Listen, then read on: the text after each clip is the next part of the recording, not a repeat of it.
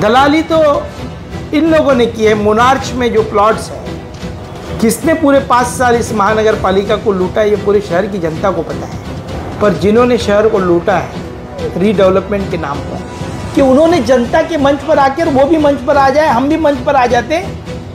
बुलाओ हमारे शहर की जनता गोल मैदान पर और पूछो कि आपने क्या किया 5 साल के अंदर। नमस्कार दर्शकों, मैं नीरज अरवानी हर दिन अग्निपथ के इस नए सत्र में आप सभी दर्शकों का हार्दिक स्वागत करता हूं। चलिए रुक करते हैं खबर की ओर। दर्शकों, आपको याद होगा कुछ ही दिन पहले टीम ओमी कालानी के मुख्य प्रवक्ता कमलेश निकम ने उल्लासनगर के विराजमान आमदार कुमार अहलानी पर यह आरोप लगाया था कि वे मौत के सौदागर हैं। इसी का पलटवार करते हुए कुमार अहलानी ने कमलेश निकम पर यह आरोप लगाया है कि वे उल्लासनगर महानगर पालिका में फाइलों की दलाली करते हैं। इस पूरे विषय पर क्या कहना है टीम ओमी कालानी के मुख्य प्रवक्ता कमलेश निकम का, आइए सुनते हैं। देखिए, वो इसके वजह से आरोप लगा रहे हैं कि शार्ट फाटक का जो ब्रिज है, उस ब्रिज पर बहुत बड़ा एक खड्डा हुआ था। बहुत खड्डे हैं पर ये जो खड्डा था पूरा शहर खड्डों से भरा हुआ है। धोखादायक खड्डा हो चुका है, जहाँ पर ब्रिज जो है वो धोखादायक बन चुका है जी। मैं ट्रैफिक ऑफिसरों से मांग की थी कि वो ब्रिज बंद करना चाहिए। उस ब्रिज के ऊपर स्टेट पीडब्ल्यूडी के अधिकारियों से मांग की थी कि उस ब्रिज धोखादायक हो चुका है और हमारे शहर के आमदार ने कुछ आवाज नहीं उठाई। आणि आज अशी अवस्था आहे की उल्हासनगरच्या मौतीला जे जबाबदार आहेत ते अहलानी आणि स्टेट पीडब्ल्यूडी के अधिकारी हैं। इसी के कारण मैंने कहा कि हमारे शहर के लोगों के मौत के जो सौदागर हैं, हम मौत से खेल रहे हैं। उल्लासनगर का हर एक नागरिक एक दिन में, 1-2 दिन में एक बार तो शार्ट फाटक जाता ही जाता है। उस ब्रिज से जाता ही जाता है। मुंबई जाना है तो वहाँ पर जाना है, मुरबाड के लोग वहाँ से आते हैं। तो इतना महत्वपूर्ण ब्रिज पर यदि 5 साल तक काम नहीं कर पाए, और ऐसी स्थिति में जब मैंने उनको कहा कि मुझे ऐसे लगता है कि हमारे शहर में यदि जिनको जवाबदारी थी वो आज मौत के सौदागर बनकर काम कर रहे हैं। जब उन्होंने ये सुना तो वो तिलमिला गए, क्योंकि 5 सालों तक उन्होंने काम नहीं किया।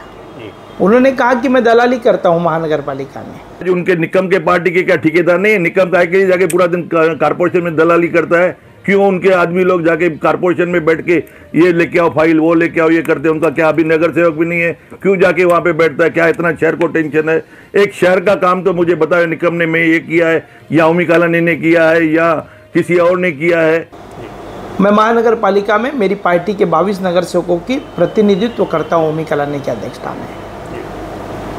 और उनके नगर सेवक उधर क्या करते?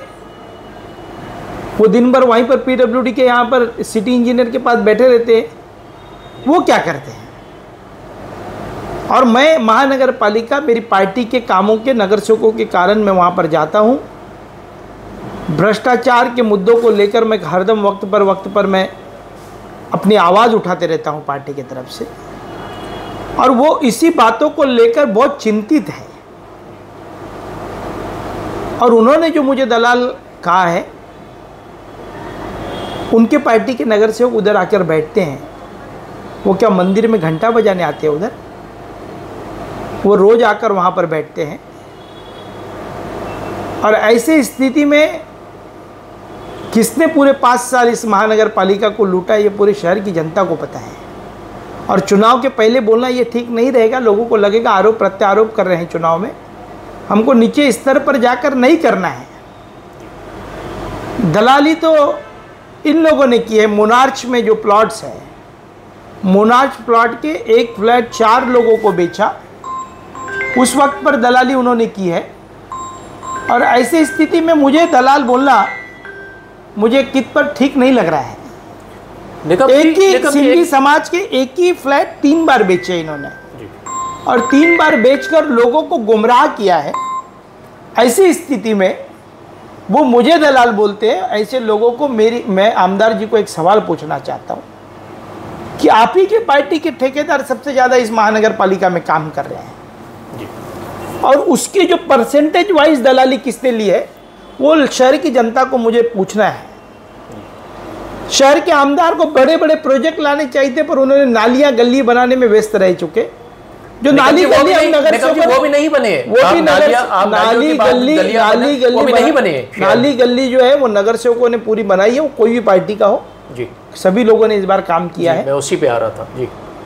वही नाली वही गली को तोड़ तोड़ कर वापस बनाया जा रहा है। निकम जी, रेजेंसी एंटीलिया में करोड़ों रुपए का घोटाला हुआ है, टीडीआर घोटाला हो, अनेक घोटाले हो, उस घोटाले के बावजूद भी शहर के आमदार अब तक सवाल हम पूछेंगे विधानसभा के पहले खुले मंच पर, उनके साथ में हम पूछेंगे कि वो क्या कर रहे हैं। हालांकि दूसरे विधानसभा के क्षेत्र के विधानसभा जो विधायक हैं उन्होंने ये हाउस में सवाल किया है, लेकिन जो स्थानिक आमदार हैं उन्होंने कोई सवाल नहीं किया। नहीं, उन्होंने जो सवाल किया है वो एंटीलिया का एक अलग सा सवाल है जी। मैं जो सवाल कर रहा हूँ वो एंटीलिया ग्रुप के ऊपर नहीं कर रहा हूँ, मैं महेश अग्रवाल जी के ऊपर नहीं कर रहा हूँ। मैं बात कर रहा हूँ कि रेजेंसी एंटीलिया ग्रुप के उनके ऊपर कोई भी मेरा आरोप नहीं है। मेरा जो आरोप है रीजेंसी के यहाँ पर जो महानगर पालिका के ज़मीनों पर जो उन्होंने विकास कार्य किए हैं, वो विकास कार्य है किधर, वो जरा जाके देखना चाहिए। वो विकास कार्य बह गए हैं, बोल रहे हैं करोड़ों रुपए के पैसे हमारे नुकसान हो चुके हैं। निकम जी, आपका सवाल तो समझ में आता है। इतना बड़ा गड्ढा था, पूरा शहर गड्ढों में भरा हुआ है, इतना बड़ा गड्ढा था, उस गड्ढे को लेकर आपने आमदार को मौत का सौदागर कह दिया, लेकिन आमदार की तरफ से आपके ऊपर व्यक्तिगत टिप्पणी करना ये कहाँ तक उचित है? देखिए, क्या अपोजिशन में है, आप सवाल तो कर सकते हैं, आप टीका टिप्पणी तो कर सकते हैं, वो जगाना पड़ता है, वो हमारे सत्ताधारियों ने जगाना पड़ता है, आपने जगाने का काम किया है। वो हमारे सवालों का जवाब नहीं दे पा रहे हैं जी। हम पूछ रहे हैं हमारे शहर को रोड क्यों नहीं दिए, वो बोल रहे तुम दलाल हो। हम पूछ रहे हैं कि आज तक हमारे शहर में मेडिकल कॉलेज आप क्यों नहीं लेकर आ पाए, वो बोल रहे हो क्रिमिनल हो। हम आमदार से पूछ रहे हैं कि आपने शहर में 5 सालों तक लोगों की मूलभूत सुविधाओं को लेकर संबंधित आवाज विधानसभा में अब तक हमारे खुद के पानी के सोर्सेस नहीं है, हमारे शहर को MIDC जोन अब तक नहीं है। हम ये सब सवालों के जवाब पूछ रहे हैं तो शहर का आमदार बोल रहे तुम क्रिमिनल हो, कभी बोल रहे तुम दलाल हो, कभी बोल रहे तुम असामाजिक तत्वों के लोग तुम्हारे साथ में रहते हैं। हम कह रहे हैं कि महानगर पालिका में भ्रष्टाचार है, ये बोल रहे तुम दलाल है। हम सवाल क्या कर रहे हैं, वो जवाब क्या दे रहे हैं, व्यक्तिगत तौर पर हमारे ऊपर बोल रहे हैं। और उनके साथ में कुछ जो लोग रहते हैं जिन्होंने हमारे से गद्दारी की है, जो वहां पर है, वो आज तक उनके मास्टरमाइंड के रूप में वो काम कर रहे हैं वहां पर। जिन्होंने आज तक, कौन लोग हैं, कौन उनके साथ रहते हैं, नाम लेना चाहेंगे? देखिए, वो मैं उनके ऊपर नाम नहीं लूंगा, पर जिन्होंने शहर को लूटा है रीडेवलपमेंट के नाम पर, जो अपने वार्डों में एक समाज मंदिर में कैंप लगाकर नकली थप्पे लगाकर लोगों को लूट रहे थे, जो अब तक पुलिस में मामला पेंडिंग है, वो लोग उनके साथ में उनको गुमराह कर रहे होंगे, मुझे लगता है, क्योंकि वो हमारे साथ में भी थे, वो हमको भी गुमराह करते थे। वो शहर के विनाशकालीन लोग हैं, वो शहर को विनाश की ओर लेकर जाना चाहते हैं। वो शहर का पैसा टिटवाला में प्रोजेक्ट में लगाना चाहते हैं, बड़े बड़े प्रोजेक्टों में, उनका प्रोजेक्ट चालू है। निकम जी, रोकना चाहेंगे आपको। कुमार एलानी का ये दावा है कि उन्होंने उल्लासनगर में 900 करोड़ 1200 करोड़ काफ़ी विकास कार्य किए हैं उन्होंने, ऐसा कुमार एलानी का कहना है और उनका दावा भी है। इस पर आपका क्या कहना है? झूठ बात है। जो भी विकास हुआ है वो श्रीकांत शिंदे जी की निधि और राज्य के मुख्यमंत्री जी ने निधि दी है, पर इनके माध्यम से वो निधि नहीं दी है। डॉक्टर श्रीकांत शिंदे जी ने ये जो भी काम सीमेंट कंक्रीट के रोडों के चल रहे हैं, मैं आज भी कह रहा हूँ कि उन्होंने किया है, लेकिन उसके बावजूद भी विकास कार्य दिख कहाँ रहे हैं निकम जी? इन्होंने एक ही काम किया, सिर्फ बेंचेस लगाए पूरे शहर में बैठने के लिए। वो पूरा हमारे पास में कितने के बेंचेस लगाए, कितने करोड़ों रुपए के बेंचेस लगाए शहर के अंदर। हमको शहर में चलने के लिए सड़क नहीं है, पर आमदार महोदय बैठने के लिए हमको बेंच दे रहे हैं। हमारे शहर को खुद के पानी के सोर्सेज नहीं है, उनके कार्यालय के बाजू में, आमदार कार्यालय के बाजू में जनता तो काफी त्रस्त है निकम जी। जनता तो यहाँ तक कहती है कि आप जो नेता हैं वो तो खुद बड़ी बड़ी गाड़ियों में घूमते हैं, कभी एक दिन 1 घंटा रोड पर चल के बताए तो हम इन्हें मान लेंगे कि सचमुच विकास हुआ है। इनके भ्रष्टाचार के वजह से, इनके ध्यान न देने के वजह से आज हमारा शहर भुगत रहा है। पप्पू कलानी की जो सोच थी, वो सोच पर हम काम कर रहे हैं। पंचम कलानी जी हमारे 1 साल महापौर थे, हमने किस तरीके से काम किया था। इनके पास शहर की कोई प्लानिंग नहीं है। निकम जी, लॉ एंड ऑर्डर पूरी तरह से बिगड़ा हुआ है। देखिए, इस तरीके की घटनाएं तब होती है जब शहर का राजा, उसकी प्रशासन के ऊपर पकड़ ना हो। वो पुलिस का अंतर्गत मामला है, पर जो शहर में जो बढ़ती चोरियां, खुलेआम सोनार गली में ज्वेलर्स की दुकान में करोड़ों की चोरी, हमारे शहर की सुरक्षा का बहुत बड़ा प्रश्न चिन्ह है। हम शहर वासियों से वादा करते हैं कि ओमी कलानी जी नए उम्मीदवार है, नया चेहरा है हमारे शहर के लिए। निकम जी, मैं ये सवाल आपसे इसलिए कर रहा हूं क्योंकि आप ज्यादातर ग्राउंड पे रहते हैं। ये आपने देखा है लॉ एंड ऑर्डर बिगड़ा हुआ है पूरी तरह से। रोड रस्तों की हालत आप देख रहे हैं, हॉस्पिटल जितने भी हैं, फिर वो आप शासकीय रहने दो या कोई भी हॉस्पिटल रहने दो, वहाँ पर मरीजों की हालत ख़राब है। कहीं ना कहीं आपको लगता है पूरी तरह से जो नियंत्रण है वो खो चुके हैं। देखिए, आज सेंट्रल हॉस्पिटल की क्या हालत है। मरीजों को वहाँ पर देखा नहीं जाता, डॉक्टर्स नहीं हैं। डॉक्टर न होने के कारण हमारे लोग कलवा, मुमरा, जे वहाँ के हॉस्पिटलों में जा रहे हैं। साइन, वहाँ तक लेकर जाने के लिए हमारे पास एम्बुलेंस नहीं है सेंट्रल हॉस्पिटल के पास। हमारी गरीब जनता, झोपड़पट्टी के नागरिक वासी कहाँ से सेंट्रल हॉस्पिटल पहुँचते, पर वहाँ पर सुविधाएं नहीं है। और वो सुविधाओं न का होने के कारण, कभी आपने शहर के आमदार को देखा कि राज्य के आरोग्य मंत्री से कभी बैठक लगाकर इस विषय के ऊपर संबंधित विषयों की जानकारी लेनी है? 5 सालों तक सेंट्रल हॉस्पिटल की हालत खराब रही। हालत खराब होने के कारण उसका जवाबदार हमारे शहर के आमदार है। शहर के सड़कों की हालत खराब रही, उसके जवाबदार आमदार है हमारे शहर के, क्योंकि वो राजा है हमारे शहर के। हमने चुन कर दिया था, लोगों ने उनको चुन कर दिया था। तो आपको लगता है कहीं ना कहीं नियंत्रण पूरी तरह से खो चुके हैं हम लोग? नियंत्रण, शहर ये नियंत्रण से बाहर चले गया है। इस शहर को वापस बनाना होगा। जो आदमी आयुक्त महोदय के सामने हंसकर कहेंगे, आमदार महोदय, कि वो गिर गए थे, मैं ऐसा हुआ वैसा हुआ, ये शहर के लोगों को खुद मान्य कर रहे हैं। शहर के लोगों की क्या हालत होगी। हमारा शहर बहुत गंभीर परिस्थिति से गुजर रहा है। उल्लासनगर आज आईसीयू में है। उस आईसीयू से बाहर निकालकर उससे एक अच्छा उल्लासनगर, मतलब हंसी और उल्लास भरा शहर।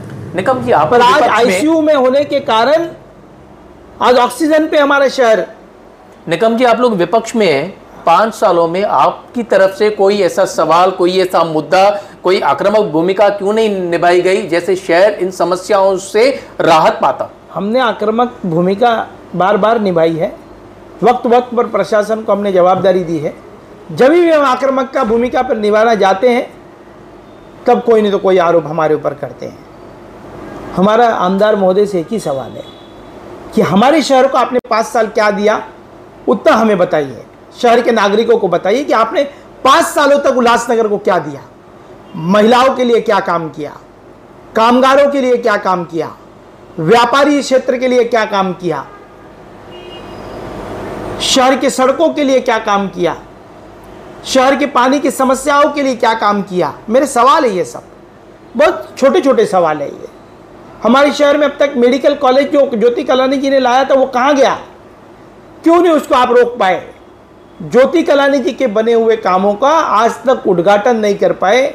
सभी प्रशासकीय कार्यालय एकत्रित जगह पर करने का महत्वपूर्ण काम जो हमारे एसीपी ऑफिस पवई पर है, एसडी ऑफिस कार्यालय के बाहर, वो अब तक करोड़ों रुपए की इमारत बनकर पड़ी है, पर उसका अब तक चालू नहीं कर पा रहे हैं। हमारे शहर के अंदर बहुत कठिन परिस्थिति में है। उल्लासनगर आईसीयू में चले गया, उसको निकालना है हमें। और निकालने के लिए कि युवा ओमी कलानी जी के हाथों में जवाबदारी दी है। यदि ओमी कलानी जी चुन कर आएंगे तो 5 सालों तक जो वादे हमने किए हैं वो पूरा करने की हम पूरी कोशिश करके पूरा काम करेंगे। आखिर में आपसे एक सवाल है, आने वाले विधानसभा चुनाव है, अक्टूबर महीने में लगभग तय है कि वो होंगे। उल्लासनगर की जनता को आप कैसे आश्वस्त करेंगे कि अगर वो आपको वोट देती है तो उल्लासनगर के हालात सुधरेंगे? ऐसा कोई आप जनता से वादा करना चाहेंगे कि हाँ, अगर ओमी कालानी जी जीत के आते हैं तो शहर सुधरेगा? देखिए, ओमी कालानी जी चुनाव जीतते हैं तो उनके पास एक विज़न है। हमने मैनिफेस्टो घोषणा पत्र जाहिर किया है। घोषणा पत्र शहरवासी ज़रूर देखें कि हमारी सोच क्या है, ओमी कालानी जी की सोच क्या है। ओमी कालानी जी का चुनाव जीतना, ओमी कालानी जी के ऊपर शहर के नागरिक को विश्वास रखे, पप्पू कालानी जी के ऊपर विश्वास रखे, और ये तय किया है इस बार जनता ने कि आइलानी जी को हराना है। भारतीय जनता पार्टी को हराना है ये तय नहीं किया होगा, पर आइलानी को हराना है ये लोगों ने तय कर लिया है। और ये तय करने से ये स्पष्ट रूप में दिख रहा है कि 5 साल उनकी विफलता की रही है। और मैं आज भी आप लोगों को बता रहा हूं कि उन्होंने जनता के मंच पर आकर, वो भी मंच पर आ जाए, हम भी मंच पर आ जाते, बुलाओ हमारे शहर की जनता गोल मैदान पर और पूछो कि आपने क्या किया 5 साल के अंदर। निकम जी, तो क्या हर दिन अग्निपथ के चैनल के माध्यम से आप आमदार कुमार एलानी को चैनल के माध्यम से ये चुनौती दे रहे हैं कि आप उनके सामने वार्तालाप करने के लिए, जनता के मुद्दे उठाने के लिए सक्षम है? आप चुनौती दे रहे हैं उन्हें? हाँ, शहर के आमदार ने यदि काम किया है तो हमारे सामने आ जाए। उन्होंने क्या काम किया वो शहर की जनता को बताना चाहिए, शहर के लोगों को बताना चाहिए। सभी लोग वहां पर अपील करें, सब लोग आए, हम भी अपनी पार्टी की तरफ से आएंगे। यदि उनको शर्म आती होगी कि उन्होंने कुछ 5 साल तक काम नहीं किए तो उनके इर्द गिर्द जो दलाल घूमते उनको भेजिए, उनको बहुत नॉलेज है, उन्होंने जो काम किया है। हम ये सब सवाल लोगों के मंच पर हम पूछना चाहते हैं। सभी मीडिया को बुलाएं, सभी पत्रकार बंधुओं को बुलाकर आमंत्रित करें और एक खुले मंच पर होने। तो आपने 5 साल तक क्या काम किया है, हम क्या करना चाहते हैं, पप्पू कालानी जी के कार्यकाल में क्या हुआ था, ज्योति कालानी जी के कार्यकाल में क्या हुआ था और आपके कार्यकाल में क्या हुआ। यदि आप लोगों ने काम किया तो आप छुप छुप कर मत करें, आप खुले मंच पर आ जाए। मंच पर हम आपसे सवाल पूछेंगे, हम नहीं, जनता सवाल पूछेगी, जवाब आपको देना है। हर दिन अग्निपथ से बातचीत करने के लिए निकम जी बहुत बहुत धन्यवाद। आपका भी धन्यवाद। तो चलिए दर्शकों, ये देखा आपने किस प्रकार अपने ऊपर लगे हुए इल्ज़ाम की सफाई दी है टीम ओमी कालानी के प्रवक्ता कमलेश निकम ने तो यह तक कह डाला है कि उल्लासनगर के आमदार कुमार एलानी ने अगर सचमुच कोई विकास कार्य उल्लासनगर के लिए किया है तो वो उनसे खुले में डिबेट करने के लिए तैयार है। अब इंतजार रहेगा कुमार एलानी के जवाब का। अगर सचमुच कुमार एलानी भी इस डिबेट के लिए तैयार है तो नीचे दिए हुए नंबर पर हमसे संपर्क करें। हर दिन अग्निपथ की टीम कमलेश निकम और आमदार कुमार एलानी को आमने सामने बिठाकर ये डिबेट जनता को जरूर दिखाएगी। धन्यवाद।